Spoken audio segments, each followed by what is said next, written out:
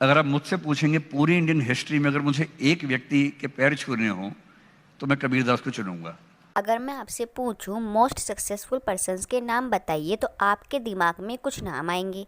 India से आपके दिमाग में आ सकते हैं एपीजे अब्दुल कलाम, मुकेश अंबानी, रतन टाटा जी, मैरी कॉम जी, नाना पाटेकर जी, अमिताभ बच्चन जी, और भी काफ़ी नाम आ सकते हैं, लेकिन अभी हम फिलहाल इन्हीं की बात करने वाले हैं, वरना नाम तो बहुत सारे हो जाएंगे। अदर कंट्रीज़ की बात करें तो हमारे दिमाग में Cristiano Ronaldo, Elon Musk, Bill Gates, ये वो नाम है जो सक्सेसफुल पर्सन सोचते ही हमारे दिमाग में सबसे पहले आते। और अगर मैं आपसे कहूँ कि ये सब कबीर जी के दोहों को फॉलो करते हैं तो आपको हैरानी होगी। मैं नहीं मानता। आज हम अपनी इस वीडियो में यही जानने वाले हैं कि ये सक्सेसफुल पर्सन कबीर जी के दोहों को कैसे फॉलो करते हैं।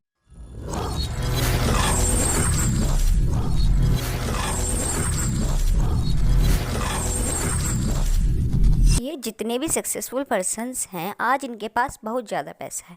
कोई इंडिया का सबसे अमीर इंसान है तो कोई दुनिया का सबसे अमीर इंसान। इन सब ने बहुत मेहनत करके आज ये मुकाम हासिल किया है, तो फिर क्यों ये अपनी मेहनत का आधा आधा हिस्सा दान कर देते हैं। ये सब दान क्यों करते हैं और दान करने से इन्हें मिलता क्या है, उससे पहले हमें ये जानना बहुत ज़रूरी है कि ये सब अपनी कमाई का कितना प्रतिशत दान करते हैं। सबसे पहले बात करते हैं एपीजे अब्दुल कलाम जी की, जो अपनी राष्ट्रपति की पूरी तनख्वाह ग्रामीण विकास में दान कर देते थे और उन्होंने अपनी पूरी सेविंग पूरा नाम की एक एनजीओ को दान कर दी। दूसरे नंबर पर बात करते हैं मुकेश अंबानी जी की, जिन्होंने 411 करोड़ रुपए दान किए हैं। अब बात करते हैं 6 बार के विश्व चैंपियन भारत की स्टार मुक्केबाज एमसी मैरी कॉम जी की, जिन्होंने 1 करोड़ रुपए और अपनी 1 महीने की सैलरी दान की है। अब बात करते हैं सदी के महानायक अमिताभ बच्चन जी की, जिन्होंने कोरोना काल में 15 करोड़ रुपए तो दान किए ही और अंग दान करने का भी फैसला लिया है। नाना पाटेकर जी, जिनके बारे में बहुत ही कम लोग जानते हैं कि ये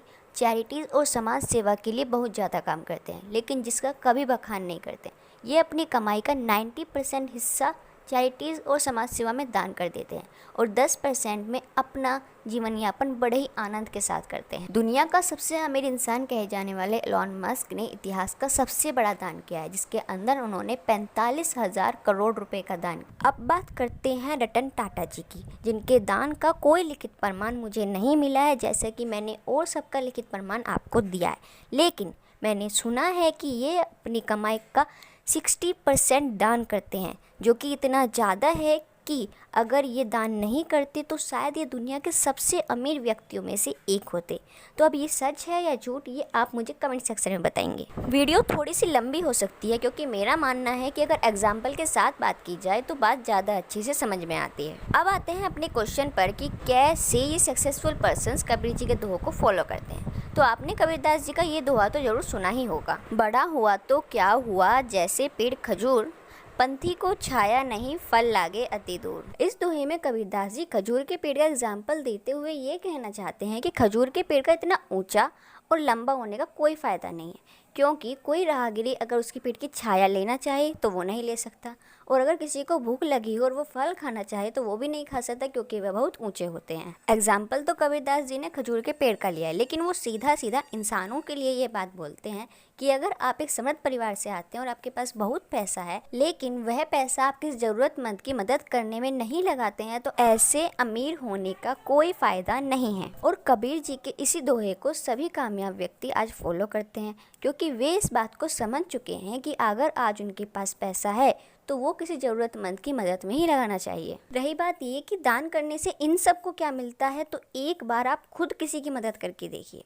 किसी की मदद करने से जो खुशी मिलती है ना, इतनी ज़्यादा होती है कि कोई अगर आपको स्वर्ग भी ला के दे देना तो ये खुशी उस खुशी के सामने ना बहुत ज़्यादा हो।